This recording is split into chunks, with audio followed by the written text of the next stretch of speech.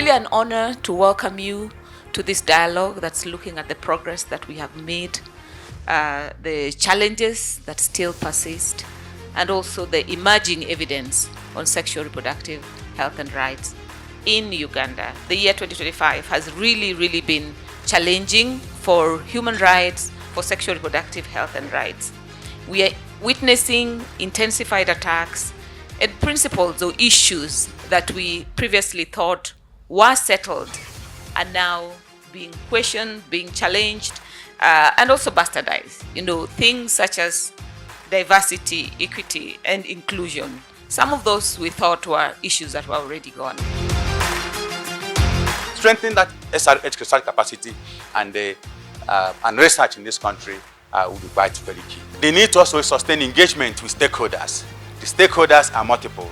The stakeholders include the religious places where we go to worship, the media, our cultural leaders and communities. There is need to have more forums like this from our own assessment so that we have an environment that fosters more open and progressive SRH dialogue.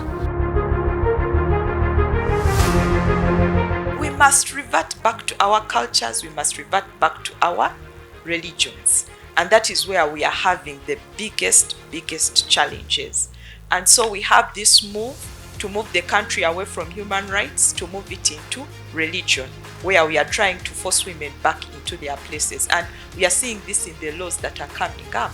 There is a bit of a problem in terms of the ideological war, and I must admit that currently the people who are pushing for a values-based system towards legislation seem to have the upper hand, and we are losing ground even in courts of law.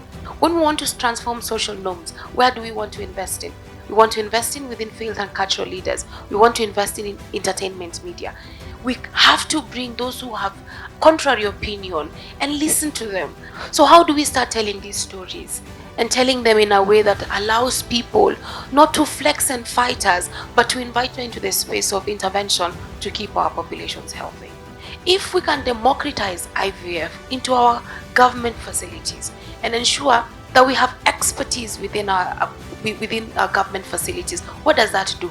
It subsidizes. So for those women and girls who desire to have children, then they are able to access these services.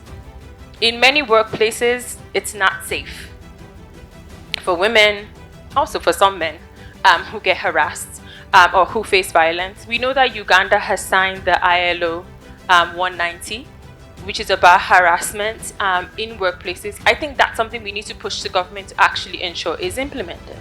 And it's quite important to ensure, how do we protect them? How do we ensure that the taxes that we're putting on them doesn't increase the taxation for them, right? In terms of buying goods and services. It is pertinent that we address the issues from giving information, engaging the communities, ensuring that we invest and integrate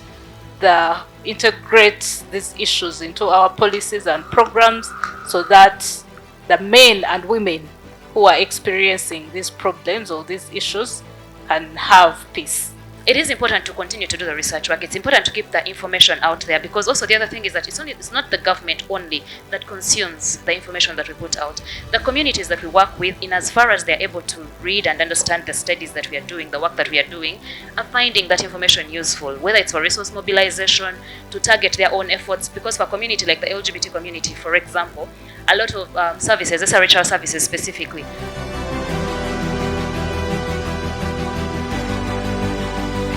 this is to request you to have a lens around doing more research and providing that evidence. Would convince everyone else in this room and the other stakeholders to have men and boys on the same footing as girls.